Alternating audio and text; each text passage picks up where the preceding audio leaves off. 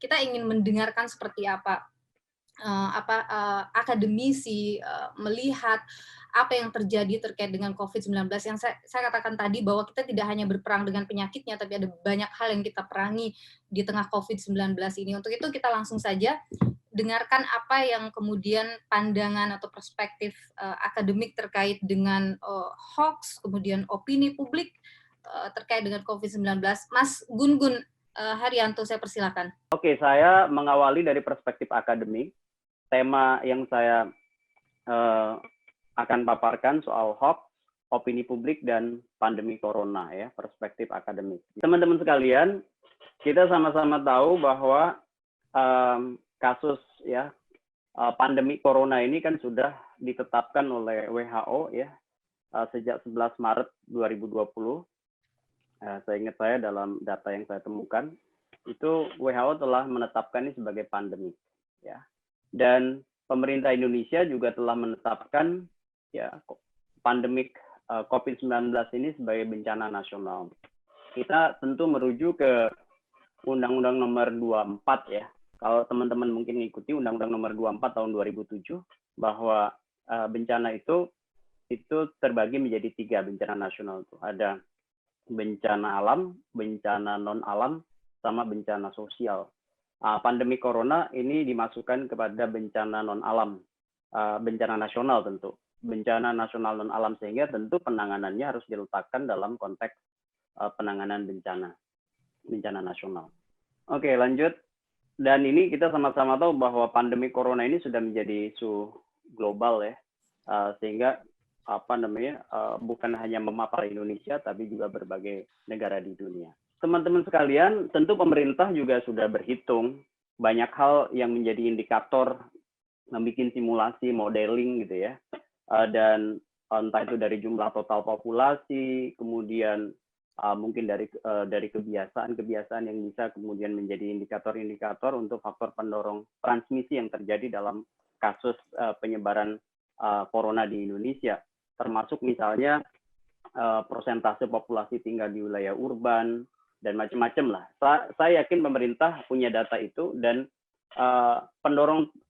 faktor pendorong transmisi ini tentu hitung-hitungan matematik, dan pemerintah tidak bisa sendirian. Butuh yang disebut dengan kolaborasi. Situasi yang tidak nyaman dan situasi yang membuat masyarakat tidak pasti, itu kemudian mengharuskan kerjasama jejaring, bukan hanya antar birokrasi pemerintahan, tetapi juga dengan media, dengan kita, aktivis di kampus misalnya, atau akademisi di kampus, termasuk juga para netizen. Hampir seluruh sektor terdampak kok. Dia misalnya di Kompas TV pasti terdampak, ya kan? Kemudian kita di kampus harus daring. Kemudian banyak riset-riset yang harus diredesain. Kemudian juga pemilu, ya, di hampir 23-26 negara itu kemudian ditunda. Indonesia juga berpotensi pilkada serentak di 270 daerah mungkin ditunda juga. Berpotensi ditunda ya. Sebagian tahapannya sudah ditunda. Artinya memang tidak mungkin lagi diselenggarakan di bulan September. Kalaupun ke bulan Desember atau di tahun depan. Dan banyak sekali negara di dunia sekarang yang kemudian menunda entah itu pemilu, entah itu referendum, ya, atau pemilu lokalnya. Dan itu terdampak dari corona. Belum lagi perhelatan misalnya event-event olahraga seperti misalnya kita sebut aja F1, MotoGP, kemudian NBA, liga-liga semua stop. Artinya situasi ini membuat semua orang tidak nyaman dan tidak pasti. Pandemi corona seperti saya di welcoming speech tadi saya sebut udah bukan lagi isu kesehatan. Ini sudah menjadi ujian kebersamaan umat manusia. Kita bisa lihat bahwa pandemi corona ini memang ngiluh seperti tadi di opening speech saya bahwa ini udah bukan lagi persoalan kesehatan, tapi ini udah menjadi persoalan kemanusiaan yang sangat fundamental. Ujian banyak hal lah, terutama misalnya soal kebersamaan antar negara, partnership antar negara G2G, atau misalnya B2B, business to business, karena bisnis juga harus sangat terdampak sehingga banyak harus kolaborasi untuk menyelesaikan masalah ini, termasuk juga menurut saya antar elemen masyarakat. Salah satu yang kemudian menjadi isu krusial bagi kita, para pegiat, teman-teman mahasiswa komunikasi, dan juga tentu teman-teman media yang hadir pada kesempatan ini, isu hoax ini udah menjadi sangat luar biasa. Update terakhir ya yang saya baca di resmi ya, yang sudah terverifikasi di Kominfo, rilis 16 April 2020 pukul 8, itu udah lebih dari 500 ya, 536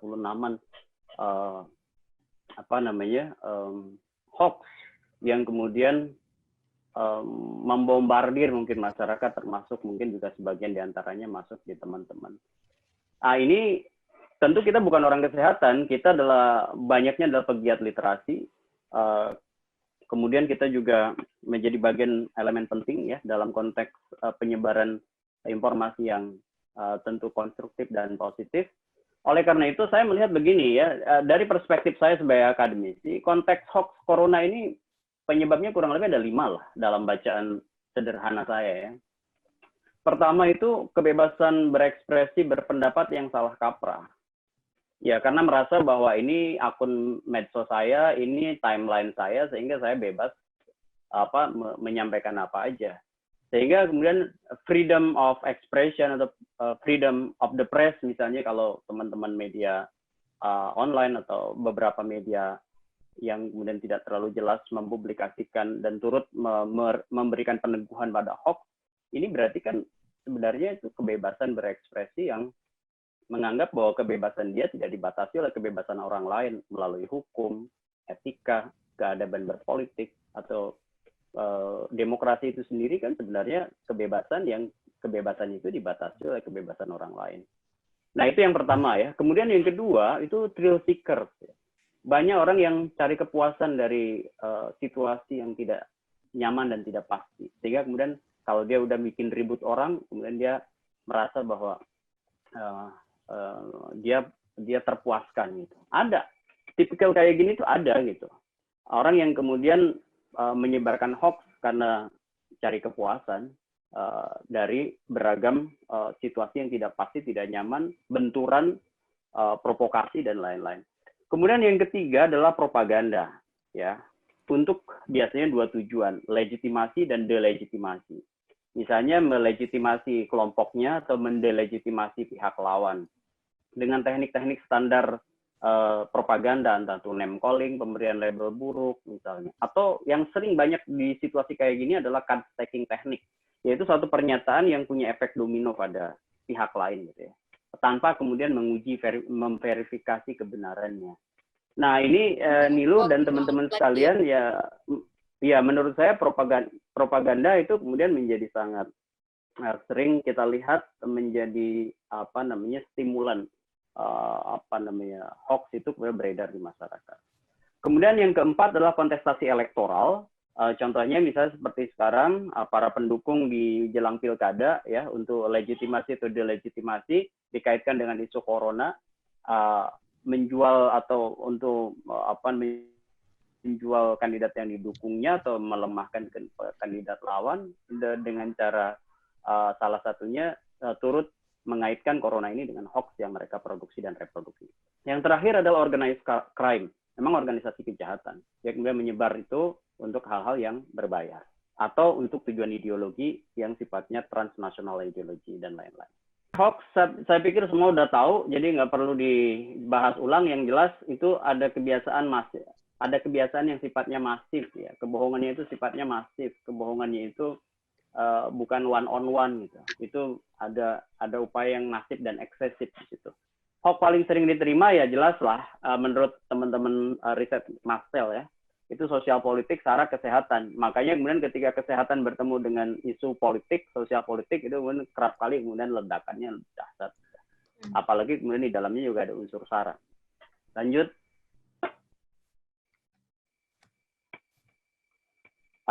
Ya jelas sosial media lah. Ini saya pikir riset ini sering sekali dibahas oleh teman-teman para pegiat dan termasuk juga di kampus, dan saya lihat juga Mas Ismail Fahmi juga beberapa kali membahas ini. Lanjut. Oke, sekarang akademik perspektif ya. Nilo saya kasih waktu ya untuk bahas ini. Jadi teman-teman sekalian, pola hubungan antara hoax gitu ya dengan media mainstream sekarang ini memang menjadi sangat erat gitu. Kenapa? Satu, posisi media yang luar biasa banyaknya, dan belum semua terverifikasi, termasuk oleh Dewan Pers, gitu ya. Sehingga kemudian jejaring hoax itu bukan hanya di media sosial, kadang-kadang masuk juga ke media mainstream. Contoh misalnya di online, atau mungkin kadang-kadang juga ada aja yang lolos gitu ya, di filter media-media seperti koran, terutama di koran lokal. Koran nasional saya pikir yang terverifikasi Dewan Pers sudah mulai lah, saringannya sudah mulai bagus. Oke, dalam konteks akademik perspektif, menurut saya ada 5 hal yang ingin saya sampaikan. Pertama, ada social judgment. Pertimbangan sosial. Dalam konteks social judgment, itu menurut saya yang paling ingin saya sampaikan adalah bahwa memang masyarakat itu secara alamiah itu berada di 3 zona, atau yang social judgment sering disebut sebagai latitude. Jadi latitude of acceptance, rejection, sama non-commitment. Jadi ada kelompok yang sudah menerima satu hal, yang menolak, kemudian yang non-commitment. Nah, yang sering kali kemudian jadi masalah dalam konteks social judgment, itu yang mungkin ada di latitude of rejection, yang menolak, misalnya taruhlah menolak kebijakan pemerintah, soal misalnya penanganan corona. Itu kemudian bisa saja membuat informasi-informasi yang kadang-kadang informasinya benar, tapi kemudian dipelintir, atau bisa aja informasinya memang tidak ada, ya, disinformation, atau bisa juga kadang-kadang misalnya pelintiran atau misinformation. Teman-teman sekalian, ini bisa jadi penyebabnya adalah pertimbangan sosial atau social judgment, karena dia berada di latitude of rejection. Pun demikian polarisasi yang muncul di masyarakat, karena misalnya ada ketidaksukaan pada seseorang, rejection pada Jokowi, atau rejection misalnya pada kelompok politik tertentu, kemudian dia melakukan tadi yang saya sebut bisa propaganda, bisa macam-macam. Social judgment ini juga terkait dengan ego involvement, ya. Semacam ini sebenarnya penting nggak sih untuk saya, atau ini sebenarnya relevan atau enggak sih untuk saya. Nah, kadang-kadang misalnya mereka yang menganggap bahwa banyak hal terkait dengan yang diperbincangkan terkait dengan corona itu mungkin dianggap tidak relevan dengan dia. Kemudian dia sering juga ada kelompok-kelompok yang misalnya menjadi iseng gitu ya. Tadi saya sebut misalnya thrill seeker gitu dan lain-lain. Dan itu bisa aja kemudian dia masuk dalam pusaran hoax, atau sebaliknya dia misalnya karena ego involvement-nya mengarah pada satu kepentingan tertentu misalnya ya, dia kemudian juga turut menjadi bagian dari pusaran hoax misalnya di WA, karena misalnya dia tidak suka, atau justru sebaliknya suka dengan misalnya Anies Baswedan atau Jokowi atau tokoh politik tertentu, kemudian dia berperang di situ. Kaum atau homo narens ya, makhluk pencerita yang kemudian berperang di medsos, di timeline-nya, dan itu kemudian bisa juga menyebar ke orang lain. Oke, yang kedua adalah symbolic convergence. Jadi ada share group consciousness, ada kesadaran kelompok bersama. Yang social judgment kan konsep teorinya Mujafer Sherif dan Caroline Sherif. Symbolic convergence ini teorinya Ernest Borman ya, soal bagaimana membangun kesadaran kelompok bersama. Jadi biasanya ada seseorang yang kemudian menyebar itu di kelompok, misalnya menjadi pembuat tema fantasi, kemudian itu disebar ke banyak orang, tema fantasinya kemudian disebar melalui teknik-teknik tertentu. Dan itu kemudian bisa membangun yang disebut dengan kesadaran bersama atau kesadaran kelompok bersama. Dan kesadaran itu bisa aja kemudian menjadi cikal bakal lahirnya hoax yang berjejaring gitu. Kalau kemudian si pengkonstruksi melalui tema-tema tertentu di kelompok itu mampu impresif atau menarik kesan dari halayak yang kemudian dia pengaruhi. Kemudian yang ketiga hubungannya dengan media nih, spiral of silence. Jadi membentuk opini mayoritas. Spiral of silence ini konsepnya Elizabeth Neal Newman ya, soal bagaimana membangun opini mayoritas. Salah satu yang kemudian instrumen yang sering dipakai adalah soal ubiquitas misalnya, menghadirkan isu di mana-mana. Jadi proses menghadirkan isu di mana-mana itu bisa kemudian melahirkan atau membentuk opini mayoritas. Nah, makanya betul kata beberapa kali Mas Ismail Fahmi sering ingetin tuh, kita perlu kontra narasi terhadap hoax. Kita perlu kemudian misalnya hoax buster gitu. Karena kalau enggak, itu bisa aja terjadi spiral of silence-nya di media mainstream atau taruh misalnya di online gitu, media online.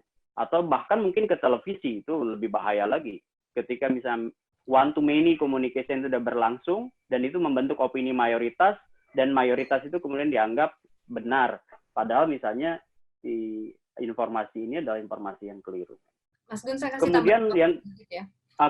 yang keempat adalah setting agenda, bagaimana agenda setting berlangsung, ya kan? Terutama ini hubungannya dengan teman-teman media massa nih, media mainstream nih.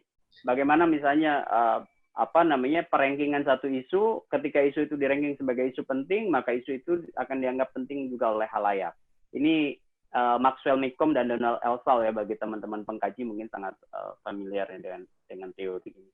Jadi menurut saya setting agenda ini juga menjadi bagian penting nih, kalau kemudian teman-teman media punya kemauan dan kemampuan untuk melakukan kontrol. Menurut saya salah satu yang harus dijagain adalah setting agenda, terutama di media-media yang dianggap sebagai media-media terinstitusionalisasi seperti Kompas, MNC, dan lain-lain.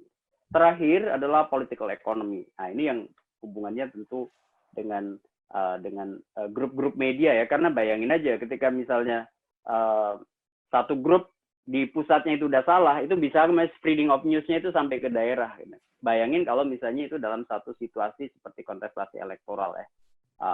Ya kalau ada afiliasi, kemudian ada informasi yang menyerang, informasi yang kemudian tidak terverifikasi dengan benar, itu bisa kemudian menjadi bagian yang juga bermasalah, terutama bagi pola konsumsi khalayak tentang informasi.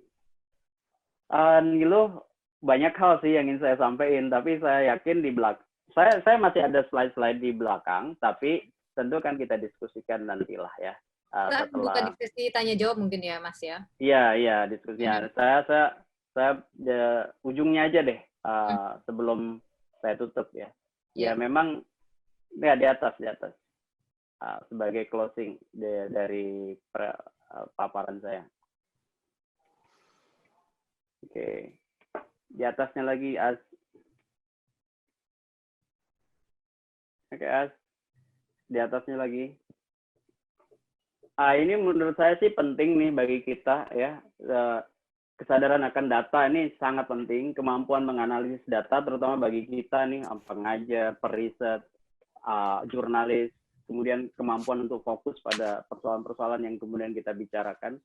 Soal corona ini kan menurut saya banyak sekali data-data yang harus diverifikasi, bukan hanya di media yang bersangkutan, tetapi juga dengan lembaga-lembaga resmi seperti BNPB misalnya, atau mungkin juga dengan WHO, atau mungkin juga dengan institusi-institusi kesehatan, baik di dalam negeri maupun di luar negeri. Nah, hal-hal itu menurut saya perlu sekali dibikin lebih fokus, sehingga kemudian kita tentu masuk dalam proses literasi yang lebih kuat. Ingat, intinya menurut saya literasi 3 komponen, knowledge, skill, sama sikap. Knowledge, skill, dan sikap.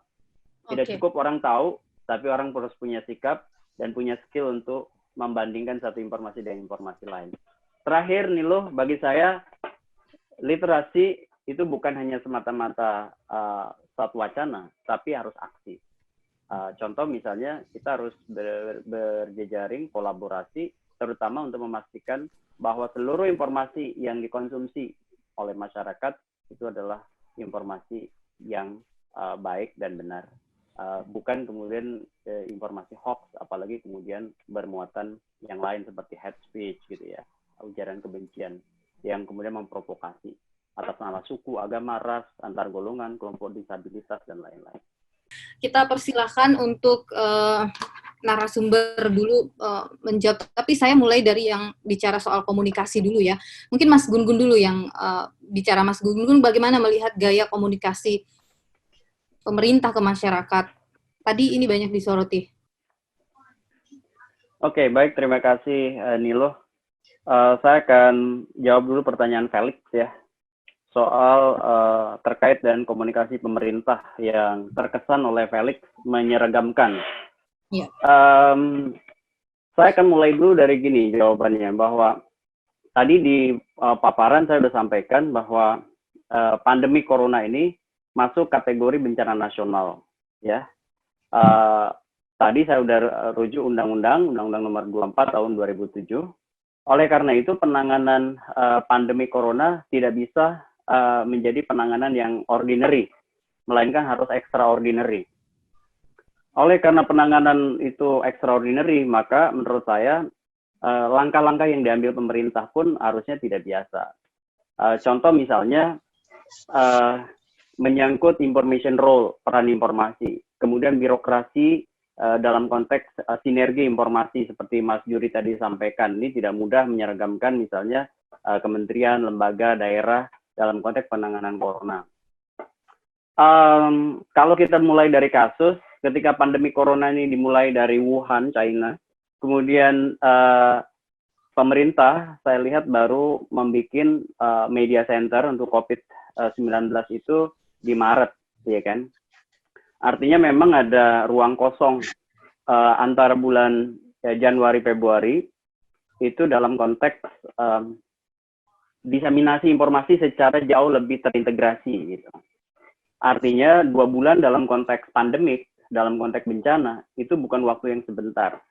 Sehingga kemudian saya setuju dengan kritik sebagian orang bahwa, dan itu juga sudah saya tulis tuh di salah satu media nasional dalam sebuah kolom, bahwa memang salah satu ketergagapan di awal pada saat pandemik ini terjadi adalah soal komunikasi bencana.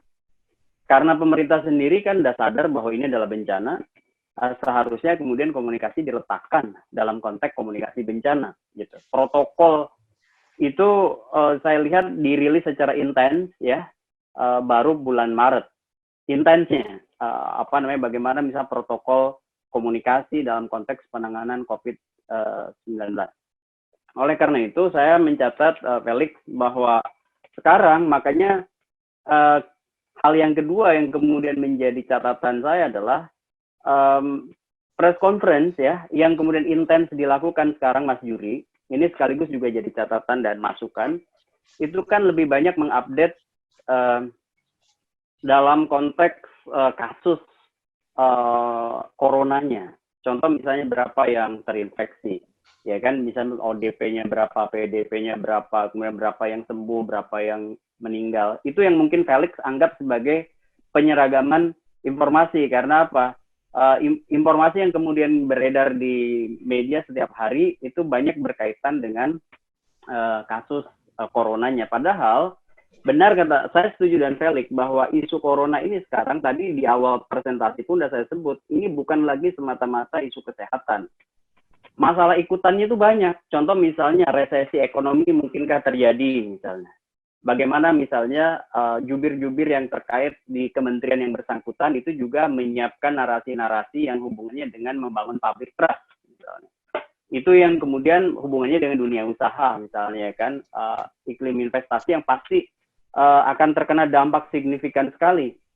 Nah, saya juga memang melihat bahwa jubir kementerian, lembaga dan daerah di luar isu kesehatannya sendiri itu belum dioptimalkan, sehingga kemudian yang terjadi adalah informasi dari hari ke hari itu adalah terkait dengan update hanya semata-mata misalnya yang muncul di pemberitaan itu adalah berapa yang meninggal, berapa yang sembuh, berapa yang kemudian itu.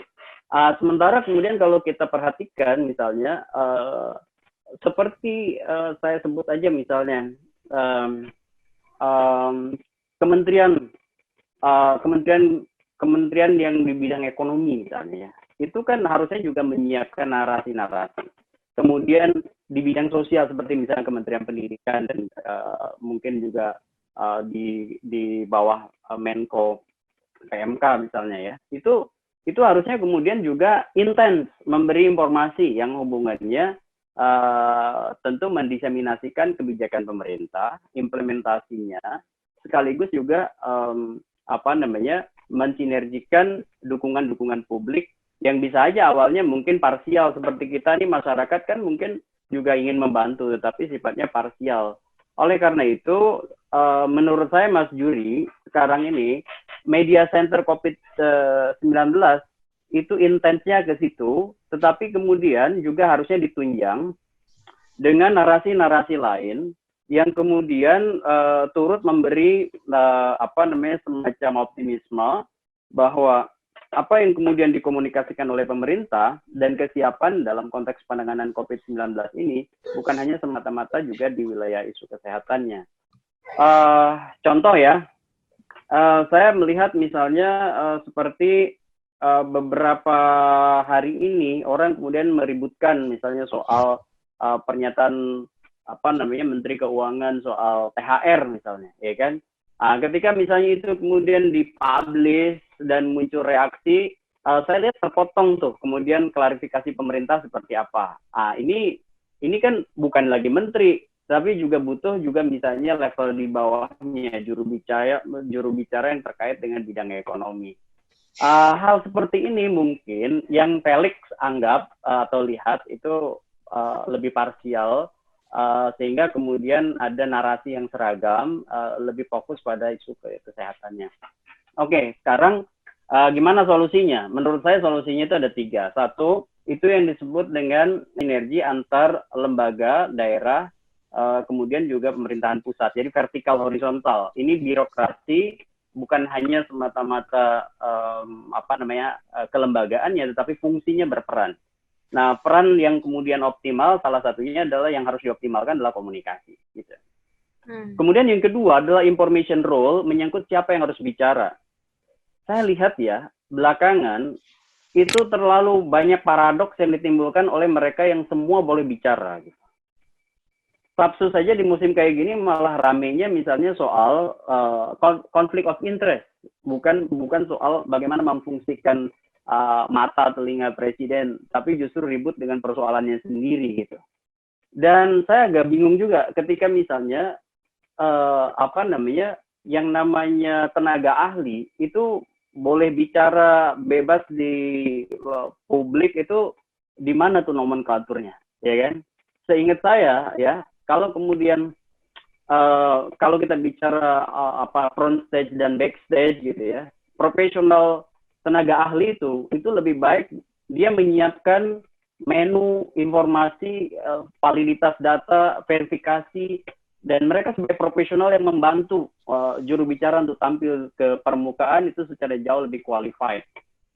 Jadi bagi saya harus information role-nya itu harus jelas, siapa sih yang menjadi juru bicara pemerintah hari ini gitu ya. Dan misalnya Pak Fajrul.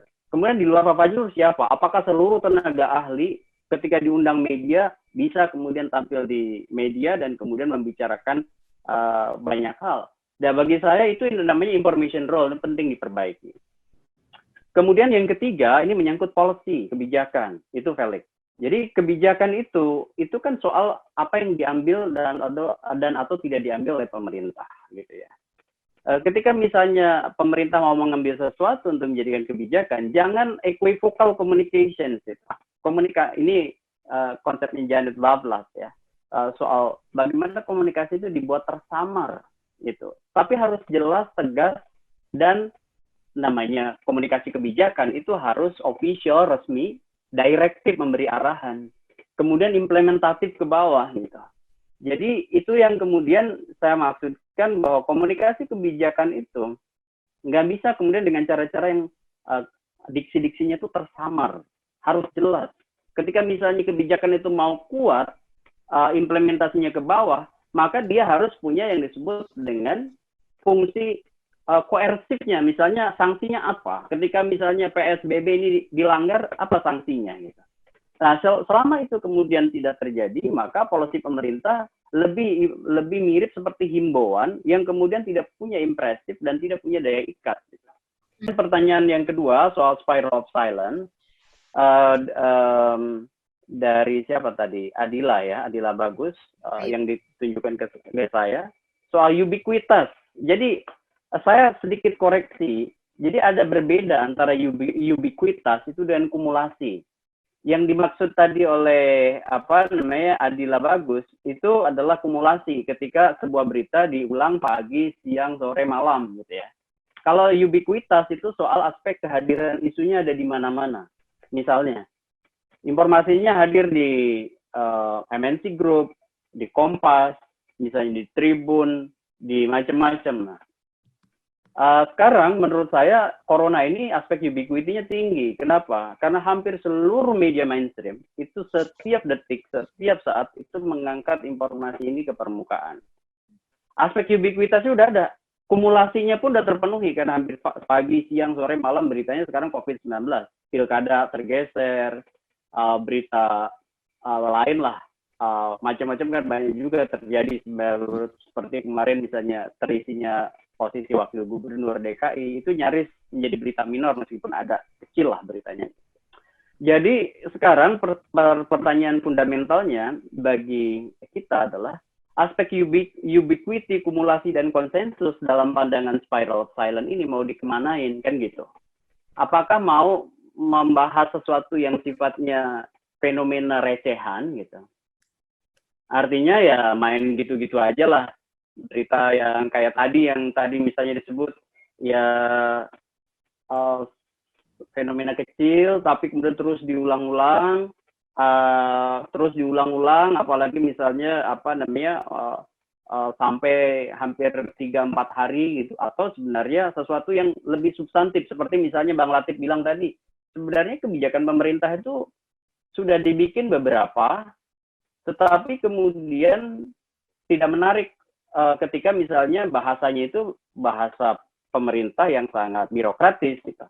Tetapi substansi apa yang kemudian harus dibahas dari kebijakan pemerintah itu kan sangat penting. Contoh misalnya, PSBB dan konsekuensinya bagi Jakarta dan daerah penyangga misalnya.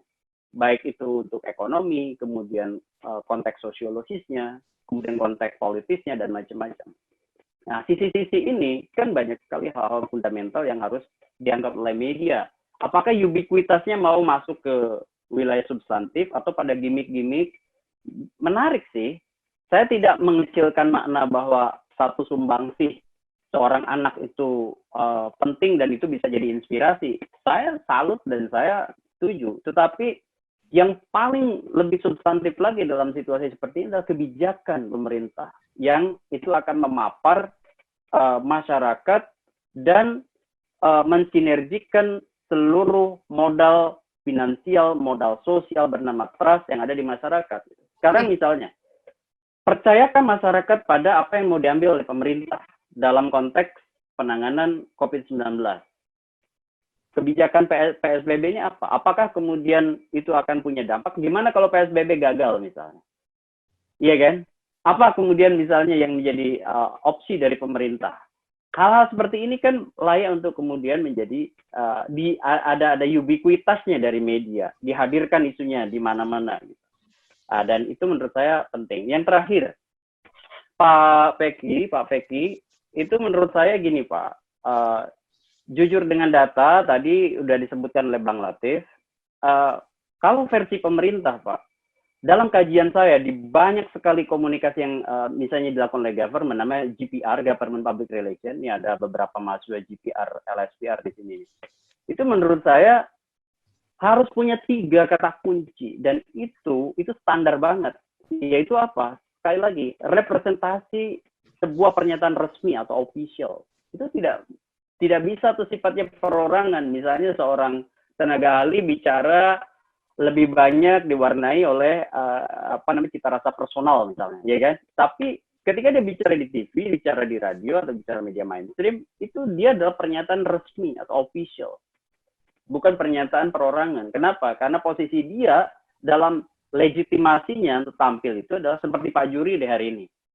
Kan mau nggak mau tidak bisa dipisahkan Pak Juri sebagai sahabat saya gitu ya, yang saya tahu persis, dulu bareng banyak gitu ya, sama-sama di Instat dulu ya, di Depok gitu. Tapi sekarang Pak Juri adalah Deputi 4 bidang informasi komunikasi publik, sehingga pernyataan hari ini pun pasti di quote media adalah pernyataan resmi. Gitu ya maksud saya. Sehingga apa? Ketika dia bicara dalam kapasitas sebagai Deputi 4, semua pernyataannya akan di-quote oleh orang sebagai pernyataan versi pemerintah. Disitulah menurut saya harus padat dengan data, fakta yang verifikatif. Yang kedua, direktif. Jelas tuh. Ada posisi, kemudian pernyataan-pernyataan itu operasional. Bukan berbeda dengan misalnya seorang akademisi yang bisa aja levelnya itu wacana. Tapi kalau sebagai eksekutor, apalagi misalnya mengimplementasikan sebuah kebijakan, dalam konteks ini adalah komunikasi kebijakan, dia harus memiliki kemudian breakdown strategi dari policy yang kemudian dimiliki pemerintah itu. Gitu. Kemudian yang ketiga, ini yang kemudian harus memiliki yang disebut dengan protokol yang jelas, ya, protokol komunikasi yang jelas. Apa yang boleh dibuka dan tidak boleh dibuka. Jangan kemudian satu ditutup oleh Pak Juri, tapi orang lain membukanya. Gitu. Nah, kayak gini kan bisa chaos informasi. Dan informasi adalah darah dalam konteks penyelenggaraan birokrasi. Dimanapun yang namanya official, directive, kemudian protokol komunikasi adalah ciri dari komunikasi yang sifatnya hierarkis berjenjang seperti yang dimiliki oleh birokrasi pemerintah.